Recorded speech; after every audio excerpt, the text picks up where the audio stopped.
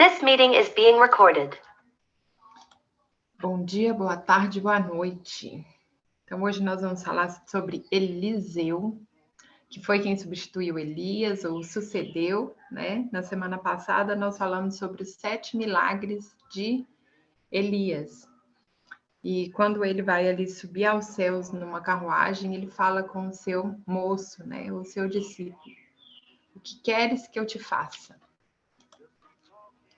E quando ele fala assim para Eliseu, o que queres que eu te faça? Eliseu pede, então, porção dobrada da unção que tinha sobre ele, né?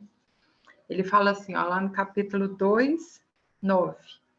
Havendo eles passado, Elias disse a Eliseu, pede-me o que queres que eu te faça, antes que seja tomado de ti. E disse Eliseu, peço-te que me toque por herança, porção dobrada do teu espírito. Então, ele pede ali porção dobrada. Elias, através de Elias foram ali, o Senhor, né, realizou 7 milagres. E hoje a gente vai ver um pouco sobre a vida de Eliseu, quantos milagres foram. Então, bom dia, boa noite para quem está no futuro, na Austrália. Lá na Austrália já é segunda-feira à noite. Já estão preparando para dormir. Mas antes de dormir, vamos ter essa palavra aí, mais que abençoada, né? Então, deixa eu voltar aqui. Hoje eu vou ler com vocês. São capítulos pequenos, tá? A gente vai ler só até o capítulo 4. A gente vai parar no capítulo 5, então, do capítulo 2 ao capítulo 5. Tá bom? 3 capítulos eu vou ler com vocês e a gente vai falar sobre eles. Então, repetindo, segunda carta de Reis, a partir do capítulo 2, no verso 15, começa assim. Vendo, pois, os discípulos dos profetas que estavam defronte em Jericó, disseram, o espírito de Elias repousou sobre Eliseu. Vieram-lhe ao encontro e se prostraram diante dele em terra, e lhe disseram, eis que entre os teus servos há 50 homens valentes. Ora, deixe-os ir em procura do teu senhor. Pode ser que o Espírito do Senhor o tenha levado e lançado em algum monte ou em algum dos vales. Porém, ele respondeu, não os envieis. O que aconteceu? Todos aqueles homens ali viram que veio uma carruagem de fogo do céu, como um redemoinho, e pegou Elias e subiu ao céu. Só que aqueles discípulos, né, aquelas pessoas que estavam em volta, falaram assim, ó, deixa a gente ir procurar Elias, porque às vezes o Senhor pegou ele, mas lançou ele ali perto. Então a gente vai lá procurar, né? Eles acreditavam que poderiam encontrar o corpo de Elias, né? Elias morto ali. E aí Eliseu falou assim, não precisa ir, vocês não vão encontrar. Ele subiu aos céus. Mas eles insistem, né? Lá no 17 diz assim, mas eles apertaram com ele, até que, constrangindo, lhe disse, enviai. E enviaram 50 homens que procuraram 3 dias, porém não encontraram ou não acharam. Vamos. Oi, Lídia. Boa noite para você também. Então, nada, eles... por 3 dias eles procuraram, fizeram ali uma patrulha e não encontraram. Aí, segue. Então, voltaram para ele, voltaram até Eliseu, pois permanecera em Jericó. E ele lhe disse, não vos disse, não façais? Os homens da cidade disseram a Eliseu, eis que é bem situada essa cidade. Como vê o meu senhor? Porém, as águas são más e a terra é estéril. Deixa eu só fechar isso aqui para não ficar apitando. Então, fecha ali, né, que eles foram procurar, não acharam, e aí Eliseu ainda dá uma cutucada. Falou assim, eu falei para vocês não irem. Eu falei, vocês foram, né? E aí, chegando ali na cidade de Jericó, eles falam, olha, a terra é muito boa, a cidade é muito boa, mas a terra é estéril, né? Não consigo plantar aqui e nascer alguma coisa. E as águas são más, são amargas. E aí começa, então, alguns dos milagres, né? Primeiro, Eliseu, quando Elias sobe aos céus e ele pega a capa, ele toca aquela capa no Rio Jordão e o rio se abre e ele atravessa. Esse foi o primeiro milagre. E agora a gente vai para o segundo milagre. E aí diz assim, lá no capítulo 2, verso 20. E disse, trazei um prato novo e ponde nele sal. E lhes trouxeram. Então saiu ele ao manancial das águas e deitou o sal sobre ele e disse, assim diz o Senhor, tornai saudáveis essas águas. Já não poderá dar morte nem esterilidade. Ficaram, pois, saudáveis aquelas águas até o dia de hoje, segundo a palavra de Eliseu tinha dito. Dia de hoje, aquele dia, tá? O dia que isso aqui foi escrito. Não necessariamente até hoje. Quando a gente vê isso passando na Bíblia, não é hoje, 2022, mas até o dia que isso foi escrito, né? Contudo, essas águas, eu acredito que elas sejam puras até hoje. A Bíblia fala assim que nós... Pode falar. Oi, bom dia, desculpa. Bom Eu dia. tô perdida aqui no capítulo. Segunda Reis. Hã?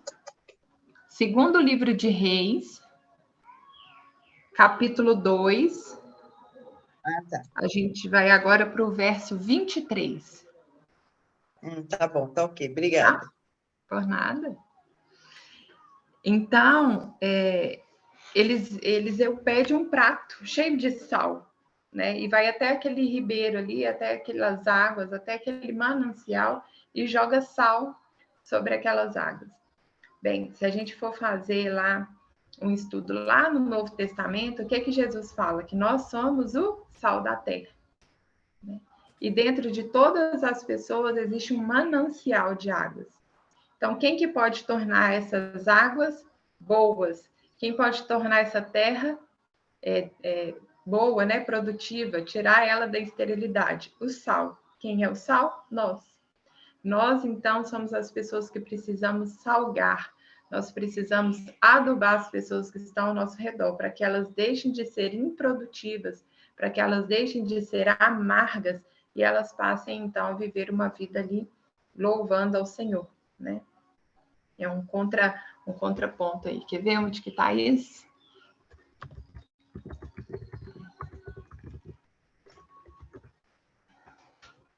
Lá em Mateus, Evangelho de Mateus, capítulo 5. Vou abrir aqui junto com vocês.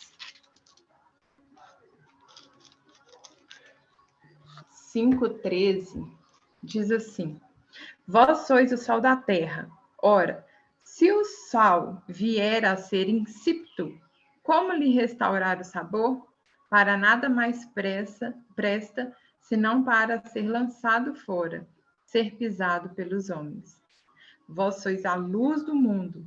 Não se pode esconder a cidade edificada sobre o monte, nem se acende uma candeia para colocá-la debaixo do alqueire, mas no velar a ilumina todos a que encontra na casa. Assim brilhe também a vossa luz diante dos homens, para que vejam as vossas boas obras e glorifiquem o vosso Pai que estás no céu. Olha só.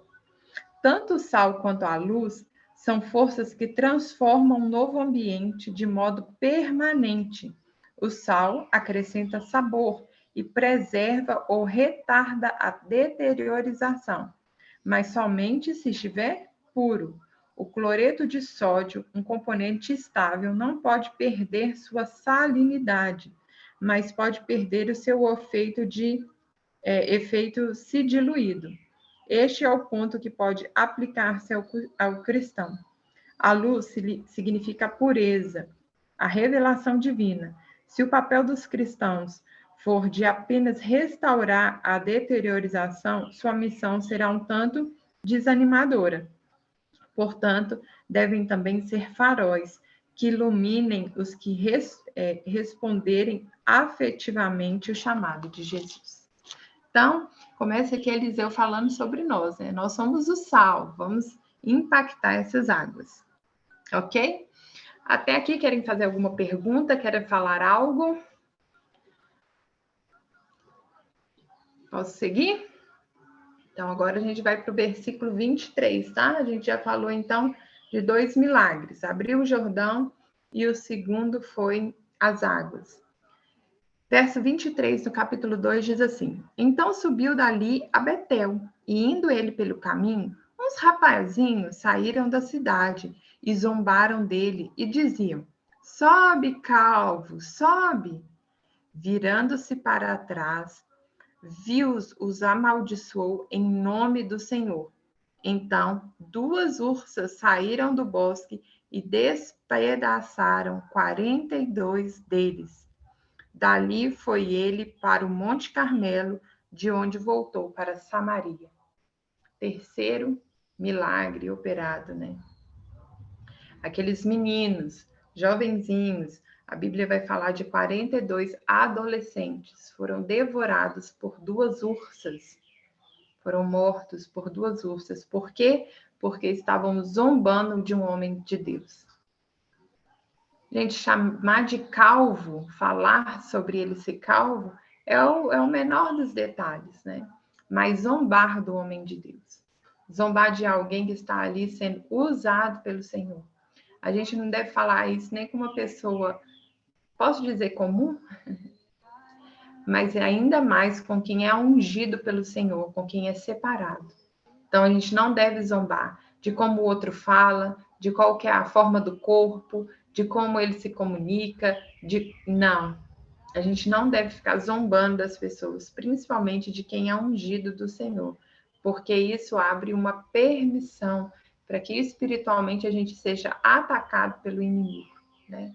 É claro que não é que você vai falar lá, zombar de alguém, vai vir uma ursa te engolir, né? Mas espiritualmente abre brechas ali para que o inimigo possa te atacar. Então, o que a gente precisa ter? Domínio da língua. Domínio da língua. E aí, ontem eu falei sobre isso, ontem eu ministrei na igreja, e hoje, repito, Tiago vai falar assim, aquele que domina a língua, domina todo o corpo, né? Um órgão, o menor órgão a ser dominado e tem um poder tão grande. Né? Vamos ver aqui.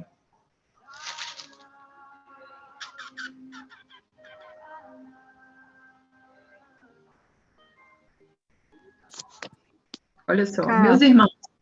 Oi?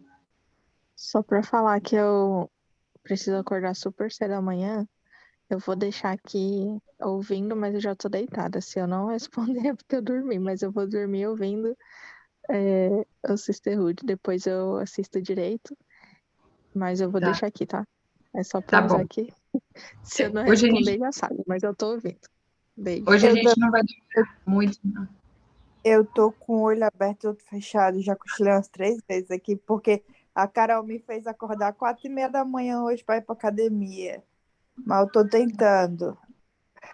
Carol, segunda-feira não, tá? Segunda-feira não dá, é dia de Sisterhood, pode parar. Mas hoje não vai demorar. A Márcia também tem compromisso às 9h, hoje eu não vou alongar mesmo, por isso que a gente vai ler só 3 capítulos, tá? Então, daqui a pouquinho... Tá bom. Mas tá muito interessante, obrigada. Jornada. Olha só, meus irmãos, não vos torneis muitos de vós mestres, sabendo que havemos de receber maior juízo, porque todos tropeçamos em muitas coisas. Se alguém não tropeça no falar, é perfeito varão, capaz de refrear também todo o corpo. Ora, se pomos freios na boca dos cavalos para nos obedecerem, também lhes dirigimos o corpo inteiro. Observai igualmente os navios, que sendo tão grandes e batidos de rijos ventos, por um pequeníssimo leme, são dirigidos para onde queira que o impulso do timoneiro. Assim também a língua, pequeno órgão, se gaba de grandes coisas. Vede como uma fagulha põe em brasas tão grande selva? Ora, a língua é fogo, é mundo de iniquidade. A língua está situada entre os membros do nosso corpo e contamina o corpo inteiro. E não se põe em chamas toda a carreira da existência humana, como também é posta ela mesma em chamas para o inferno. Olha só. Então, a língua, a gente tem que tomar cuidado. Isso estava lá em Tiago 3, tá? Do 1 ao 6. Então, a gente precisa dominar a língua. E esses meninos aqui acharam, azar, vamos lá, o calvo, ô calvo, ô calvo. Ele olha para trás, se ira e vem a ursa. Olha só, cuidado aí com o profeta, hein? Porque quando o profeta fala, quando ele abre a boca para falar. E agora, seguindo para o capítulo 3.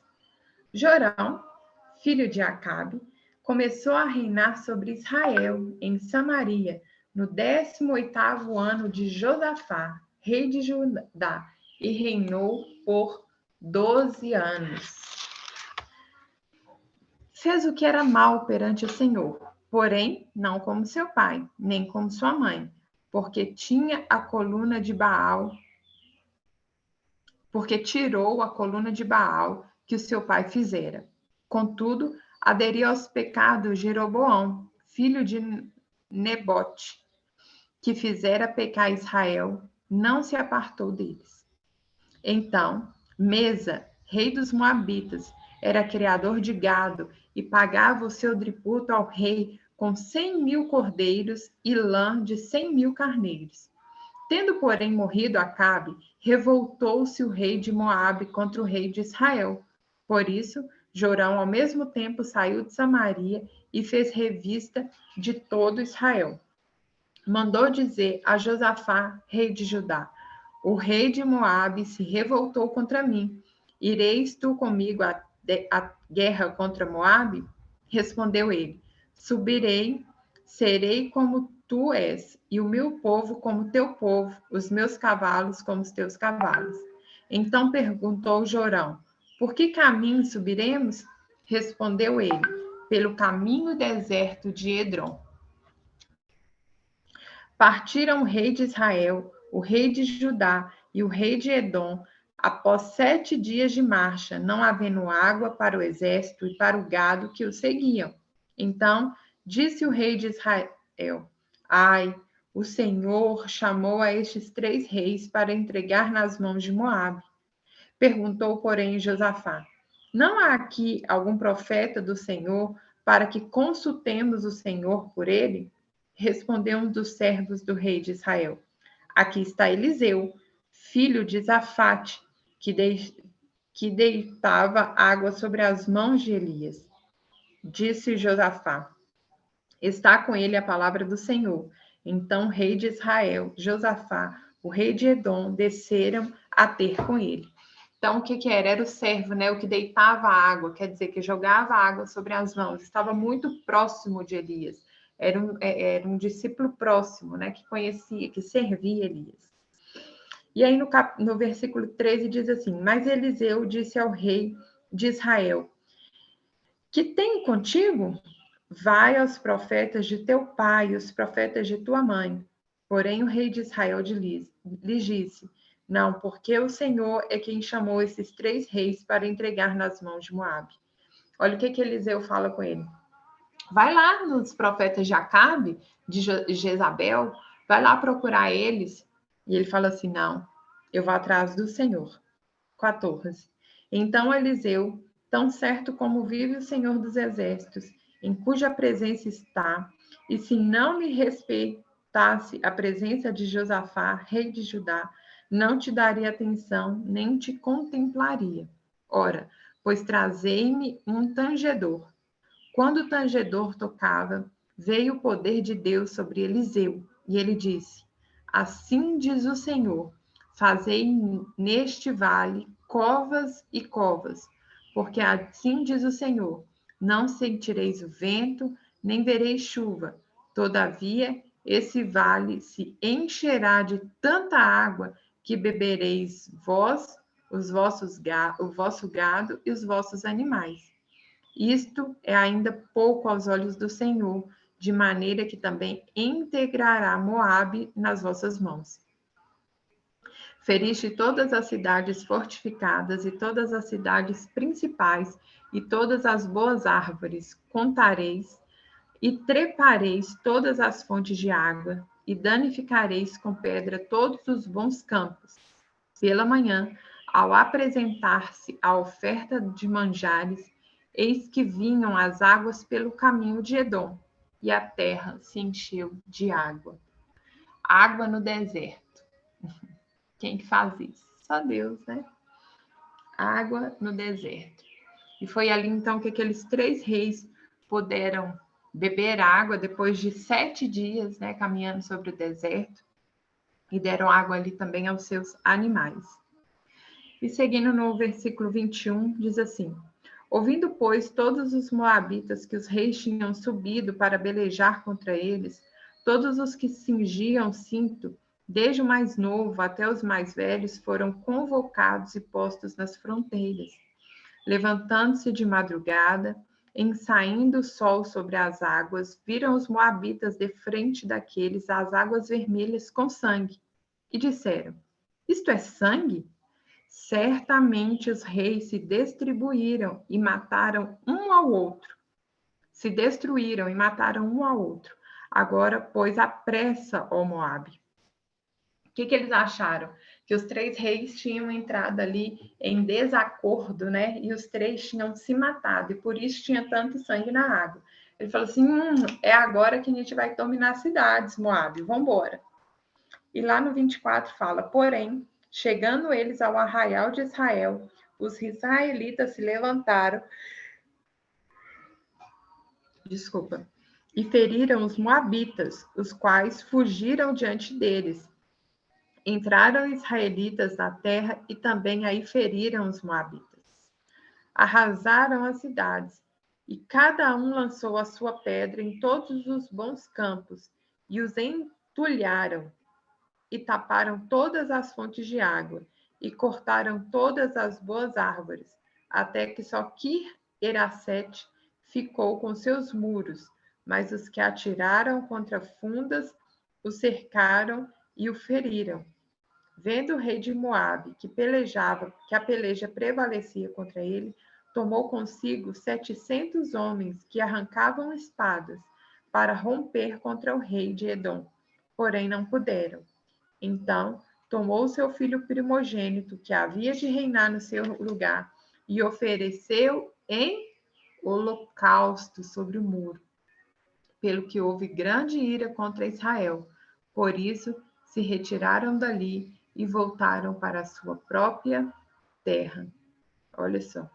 Olha o que esse rei faz, né? Ele estava vendo que estava perdendo a batalha e ele pega o seu filho ali e mata o seu filho em oferecimento àqueles deuses. Oferece o filho dele, o primogênito, que ia suceder ele. Para quê? Para ganhar a batalha. Olha o que esse cara faz. Misericórdia, Senhor. Gente, isso ainda acontece, tá? Isso ainda acontece. Ainda tem filhos aí sendo oferecidos. Eles ficaram irados contra Israel e, fugiram dali, voltaram para sua própria cidade.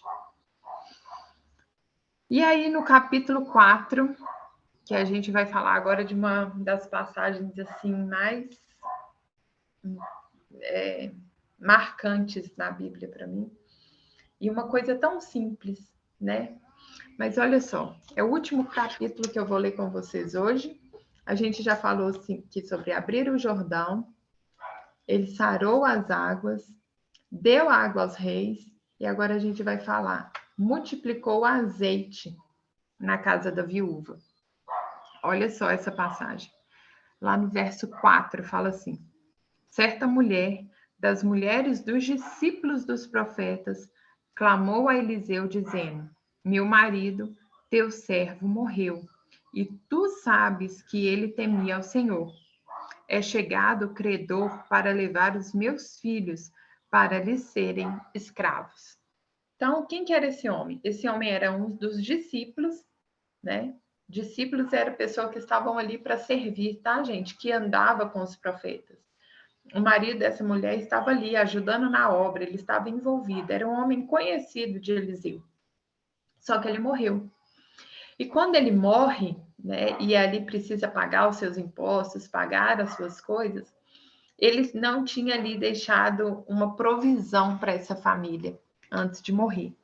E o que acontece? Os credores vêm e para pegar esse dinheiro, leva os filhos dele como escravo. Esses filhos trabalhariam ali por um tempo para que esse dinheiro fosse pago às dívidas do pai, né? Então, as crianças ali são levadas... esses homens chegam, né, para levar eles como escravos. E o que essa mãe faz? Essa mãe vai atrás do networking dela. Ela vai atrás das pessoas que ela conhece. Ela fala assim, ô pai, ei, profeta, olha só, olha o que aconteceu. Meu marido morreu e eles estão querendo levar os meus 2 filhos como escravos. Desculpa, gente, segunda-feira é dia que a gente abre boca mesmo, né? Deixa eu só pôr aqui a minha conexão para a gente não cair, não desligar. Então, aquela mulher vai... Não, alguém tem que me ajudar, alguém tem que fazer alguma coisa. E ela vai atrás do profeta. Fala assim, ó, profeta, me ajuda aqui. Eles estão querendo levar os meus filhos. E olha o que Eliseu fala. Lá no versículo 2 do capítulo 4, ele começa a dizer assim. Eliseu lhe perguntou, que te hei de fazer? Ele fala para ela, mas o que eu posso fazer por você? Eu não tenho dinheiro. Eu não posso ir lá conversar com esses caras para não levar os seus filhos. O que eu vou fazer por você? Dize-me o que tens na tua casa. O que a gente falou na semana passada, né? Elias, ele multiplica, ele fala com a mulher assim, olha, traz para mim pão. Aí ela falou assim, olha, eu não tenho o pão, o resto de farinha que a gente tem, eu vou fazer um pão para que eu e meu filho morramos, né? Então a gente não tem. Ele falou, não, traz para mim primeiro. Porque Deus só multiplica aquilo que tem, né? Deus é um Deus matemático. 0 vezes 0 é 0. Não adianta eu ficar pedindo a Deus para multiplicar uma coisa na minha casa que não tem. Senhor, multiplica na minha casa a alegria. Se a alegria da sua casa já foi embora, não tem como Deus multiplicar, porque não tem alegria ali. Primeiro você precisa construir essa alegria, primeiro você precisa construir o amor, primeiro você precisa ter provisão financeira, ainda que seja pequena, para que a partir disso o Senhor possa multiplicar. O Senhor não traz ali a vara de pilim-pim-pim, fala assim, agora teremos algo dentro dessa casa. Ele pode fazer isso? Pode, mas Deus age a partir daquilo que já se tem. E aí esse homem falou assim, olha, eu não posso fazer nada por você, porque o profeta não era um homem rico, né? Ele não se importava com isso. Porque a missão dele era cumprir um propósito ali sobre aquelas casas, né? Ou sobre aquelas vidas, era servir. Ele servia, nada faltava para ele, mas ele não tinha recurso monetário. Ele falou assim, o que eu posso fazer? Aí ele pergunta para ela, o que você tem na sua casa? Aí olha só o que ela responde. Ainda no verso 2, tá? Tua serva não tem nada em casa, senão uma botija de azeite. Uma coisa que eu aprendo aí. Esse homem provedor, né? Mulheres que estão aqui, as casadas, ore pelos seus maridos. As solteiras que estão aqui, ou vão me assistir depois, veja quem é esse homem, ele é provedor. Se ele morreu hoje, o que ele está deixando para você? Se o seu marido morreu hoje, o que vai ser da sua vida? Olha o que aconteceu com essa mulher. Ela não tinha nada em casa. Na minha casa não tem nada senão uma botija de azeite. Quem que era o provedor daquela época? O homem. Quem que era esse homem? Discípulo dos profetas. Não adianta estar envolvido na igreja, não adianta ser piolho de igreja, vai em todos os cultos, participa de tudo, é um homem de Deus, se ele não deixa uma provisão para a família. Tinha que pregar isso para os homens, né, gente? Vão cortar esse trecho aqui e vão mandar no WhatsApp para os homens, hein? Homens, não é sobre o hoje, é sobre o que você deixa para sua família amanhã. Se você faltar, se você morrer, se tudo acabar hoje, do que a sua família vai viver? Seus filhos vão ter que ser escravos, e os escravos hoje, gente, é quem tem que trabalhar para uma empresa de uma forma escravizada mesmo, apenas pelo dinheiro para suprir as demandas de dentro de uma casa. Aquele jovem se mata de trabalhar, se mata, para quê? Para trazer a provisão dentro de casa. Então, homens, fiquem atentos com isso. Seguindo, verso 3. Então disse ele, vai, pede emprestada vasilha a todos os teus vizinhos. Vasilhas vazias, não poucas. Não poucas quer dizer o quê? Muitas. Mais uma coisa que eu aprendo aqui com essa mulher. Ela era amiga dos seus vizinhos. E aí, meninas, como estão os vizinhos? Quem mora na sua frente? Quem mora do seu lado direito, do seu lado esquerdo? Quem são seus vizinhos?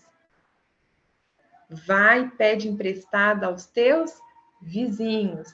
Não é os irmãos da igreja. Não manda ir na congregação. Olha só, nem sei. Olha só, misericórdia. Vai conhecer seus vizinhos. Aqui na Austrália, a gente não tem vizinho.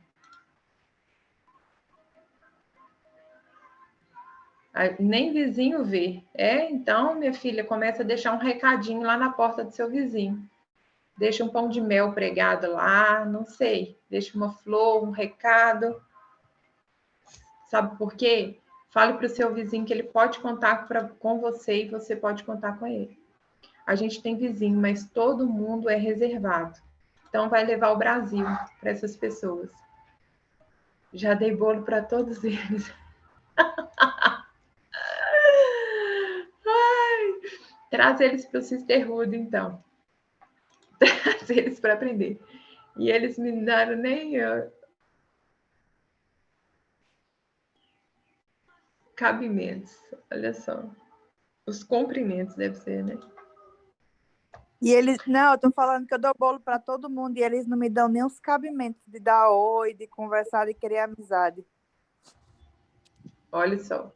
Precisa ir quebrando. Olha o que aconteceu com essa mulher, gente. Aqui na Austrália, todo mundo se acha autossuficiente. Com o celular na mão, você faz tudo, né? Você precisa de ajuda, você liga. Você precisa chegar no lugar, você põe no GPS, você não precisa falar com ninguém. Você não precisa de ninguém, só precisa ter um celular com internet. Fisicamente, sim, mas espiritualmente? E as pessoas estão morrendo o quê? Espiritualmente, né? As pessoas precisam entender isso, espiritualmente. O que aconteceu com essa mulher aqui refletiu no físico, mas foi espiritual, foi um milagre que aconteceu na vida dela. Então, às vezes, os australianos, né, não sabem, e eu ouvi isso tão interessante, o brasileiro, sabe, ele tem uma conexão diferente com o Senhor. E é por isso que o brasileiro vai para o mundo inteiro. Então, nós precisamos fazer a diferença aí na Austrália. Nós precisamos fazer a diferença com os vizinhos. E pedir uma estratégia do Senhor, né? Senhor, como eu posso impactar a vida do meu vizinho? Como o meu vizinho pode saber que eu estou aqui para servir ele, que eu estou aqui à disposição? Gente, primeiro é a nossa casa, a nossa família. Depois é a nossa vizinhança, né? E isso vai se estendendo até a igreja. A gente precisa estar próximo dessas pessoas. Então, Eliseu fala assim, ó, vai lá e pede aos seus vizinhos, não poucas. Não era um vizinho só, não era um amigo só. Não era aquela mulher que conversava só com a vizinha aí em apartamento, né, da porta de frente. Não poucas. Então, quer dizer, muitas vasilhas. Muitas vasilhas. Essa mulher era bem relacionada, né? O marido dela estava com os profetas, ela era amiga de suas vizinhas, e aí segue no 4, que diz assim, então entra, fecha a porta sobre ti e sobre os teus filhos, deita o azeite sobre todas aquelas vasilhas e põe à parte as que estiverem cheias. O que é que eu aprendo aqui? Entra e fecha a porta. O que acontece dentro da sua casa não é para todo mundo saber. O profeta não fala assim, ó, vai lá e chama suas vizinhas para elas trazerem vasilhas. Para todo mundo ver o milagre acontecer. Sabe por que que não?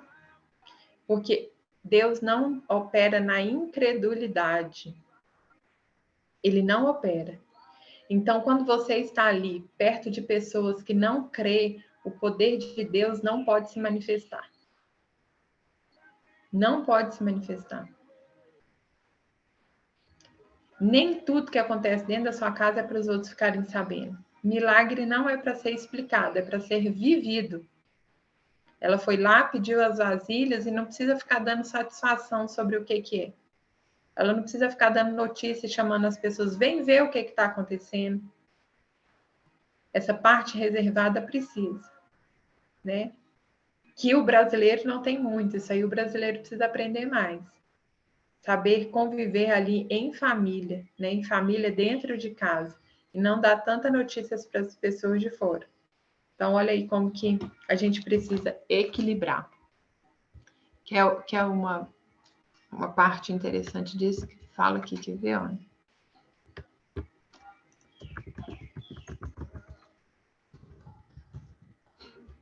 Jesus e a filha de Jairo. Está lá em Marcos.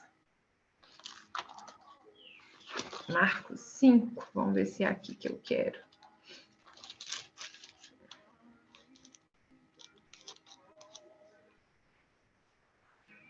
Olha só.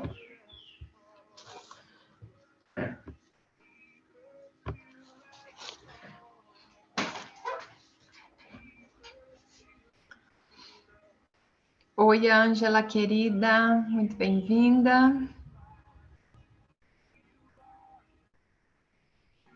Oi. Olá. Olha só, lá em Marcos 5 vai descer assim, quer ver?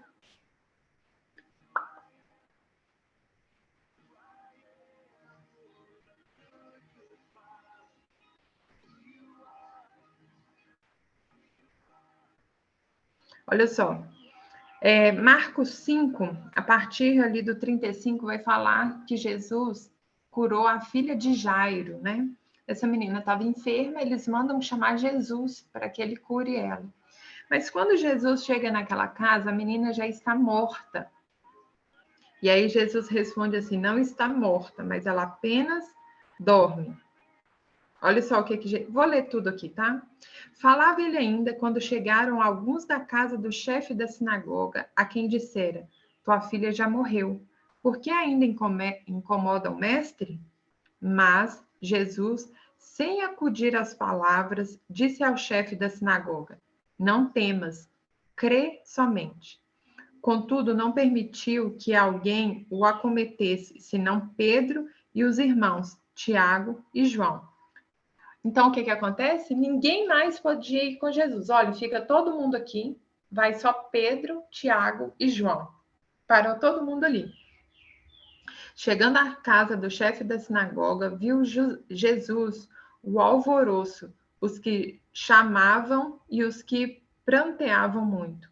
Ao entrar, lhes disse, por que estás em alvoroço e chorais? A criança não está morta, mas dorme. E riram-se dele. Tendo ele, porém, mandado sair todos. Jesus mandou sair todos. Tomou o pai e a mãe da criança e os que vieram com ele e entrou onde ela estava. Tomando-a pela mão, disse, Talitá cumi, que quer dizer, menina, eu te mando, levanta-te. Imediatamente a menina se levantou e pôs-se ao andar, pois tinha 12 anos. Então ficaram todos sobremaneira admirados. Mas Jesus ordenou-lhes expressamente que ninguém o soubesse e mandou que dessem de comer à menina. Jesus mandou sair todo mundo, porque onde há incredulidade, o poder de Deus não opera. Deus não opera na dúvida. Tudo aquilo que você tem pedido ao Senhor, que você tem pedido a Deus, você precisa crer. Porque se você estiver incrédula, não vai acontecer. Não vai acontecer, você precisa crer. Então, olha o que ele fala.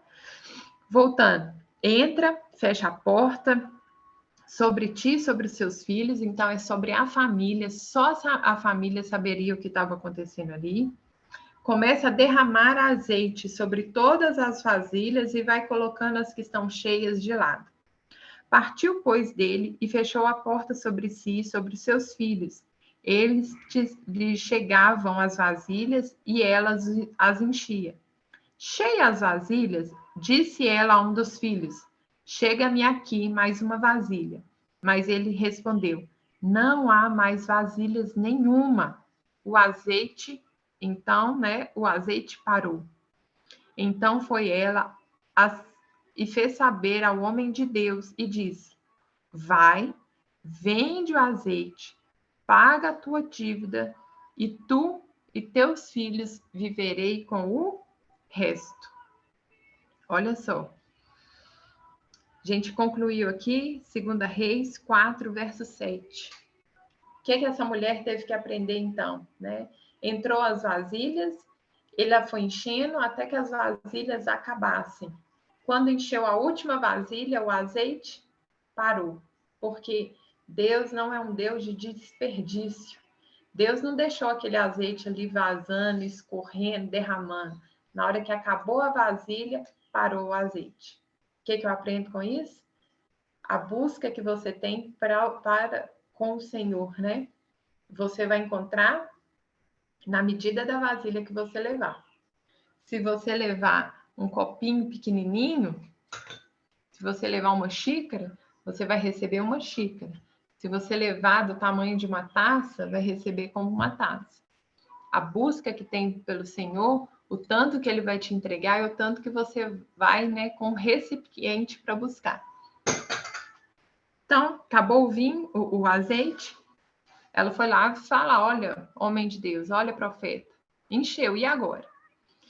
Ela não fez para si, Ela não saiu distribuindo, ela não teve uma ideia mirabolante, falou assim: quer saber? Eu sei o que eu vou fazer. Não, ela foi procurar ali uma direção daquele profeta, daquele homem de Deus. Milagre, ele não acontece pela metade, E aquela mulher foi até o homem de Deus ali para saber o que é que tinha acontecido. A chave tá... O senhor vai sair?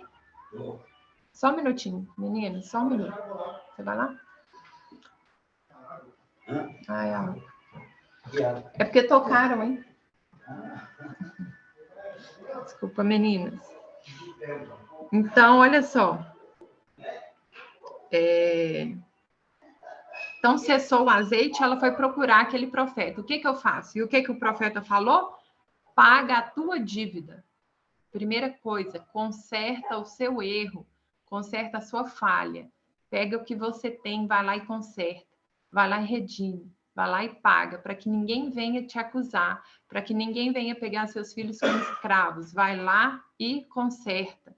Seu marido não fez, agora vai lá e faz. Primeira coisa. Depois, o que ele fala? Com o restante vive você e os seus filhos. Quer dizer, o azeite era algo muito precioso naquela época. E o dinheiro que ela receberia daquele azeite conseguiria mantê-los vivos até que aqueles filhos pudessem se casar e ter as próprias famílias. Ela não ficaria desamparada. O que nós aprendemos aqui? A administração financeira.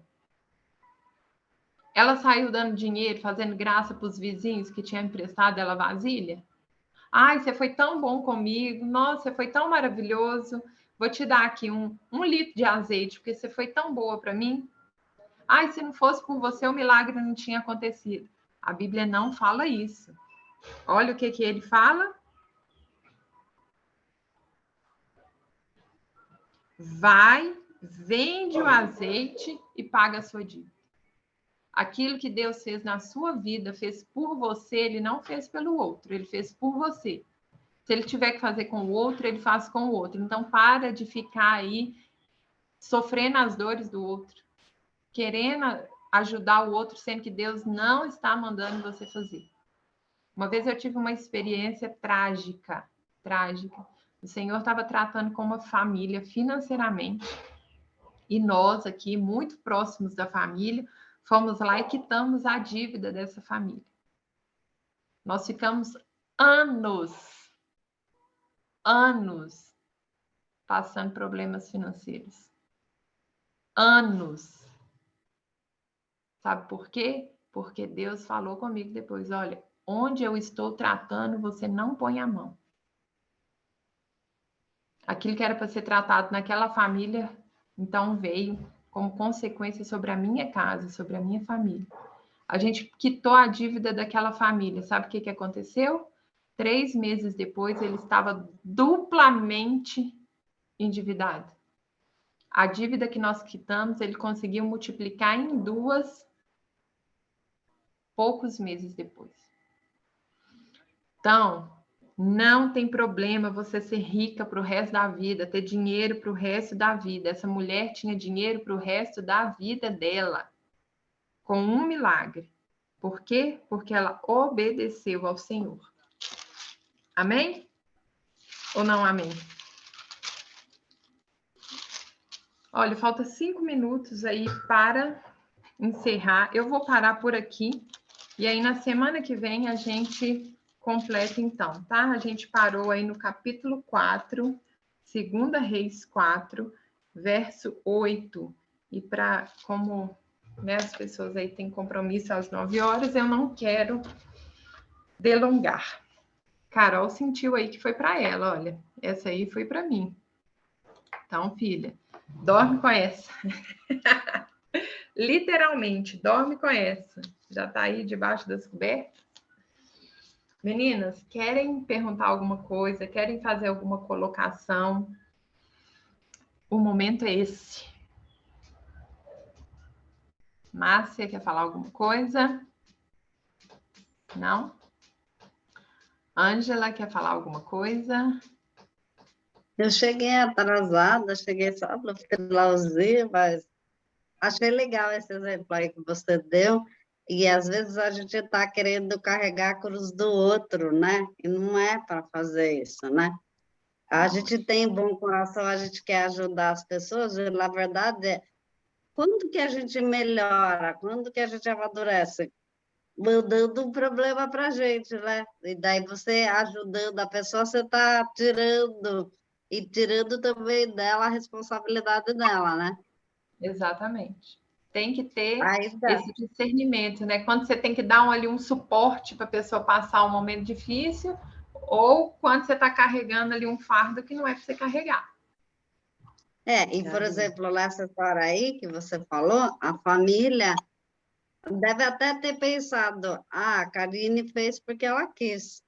Eles não tiveram nem pressa de, preciso devolver o dinheiro para ela. Não, eles continuaram fazendo as mesmas coisas do mesmo jeito, porque, você viu? As coisas se resolvem. Eu não preciso mudar, né? Exatamente. Exatamente isso. Fala, Márcia. Como você pregou ontem, você falou, o marido dela não fez, aí ela foi lá e fez. Mas aí tem, né, uma ressalva, o marido já estava morto, né? Morto. Ela precisava, falou assim, agora eu tenho que fazer algo. Olha só a diferença. Ela não fez enquanto o marido estava vivo. Ela não passou na frente do marido e falou assim, eu resolvo, eu faço, você não está trazendo provisão para dentro de casa, eu vou lá e resolvo. Não, mas quando o marido morreu, ela falou assim, agora a responsabilidade é minha, porque os meus filhos não vão ser levados como escravos. Olha a diferença dessa mulher, né? E aí o milagre... Vai lá. Beijo, obrigado por estar aqui. Deus te abençoe, viu? Nós vamos orar aqui, estendemos até você. Amém. Tá bom. Carolzinha, quer falar alguma coisa?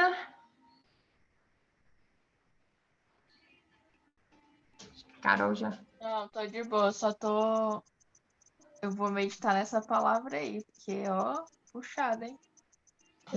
Segunda Reis 4. Depois você lê lá de novo, porque é bênção. Então, acho que é isso, né? Eu que agradeço. Semana que vem a gente fala mais sobre Eliseu. Tem muitos milagres ainda que ele operou, esse homem. Gente, vocês vão pirar com os milagres que aconteceu através da vida de Eliseu. Você fala assim, que cara que é esse?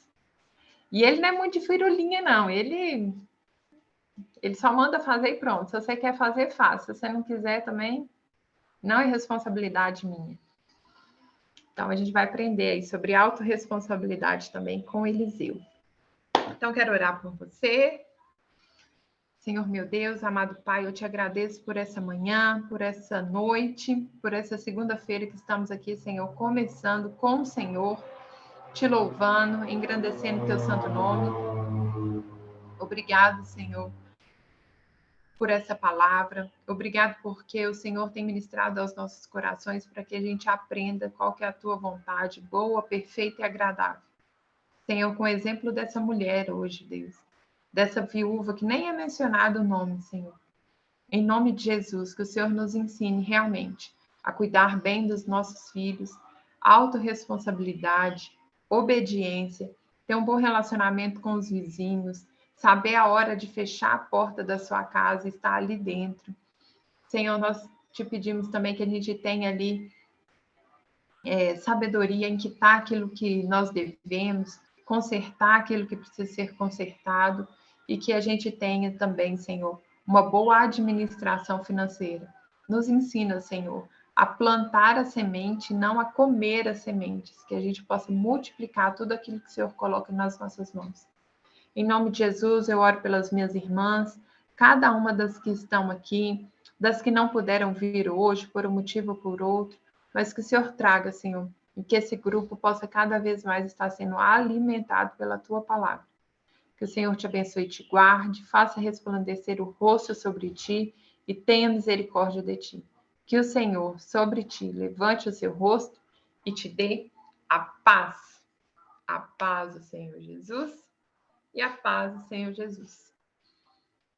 Beijo grande para vocês. Amei receber vocês. Ângela, ainda que você chegou um pouquinho depois, não tem problema. Você chegou no momento certo, no momento que você tinha que chegar. Tá bom? Beijo, beijo, beijo para vocês e vamos nos falando.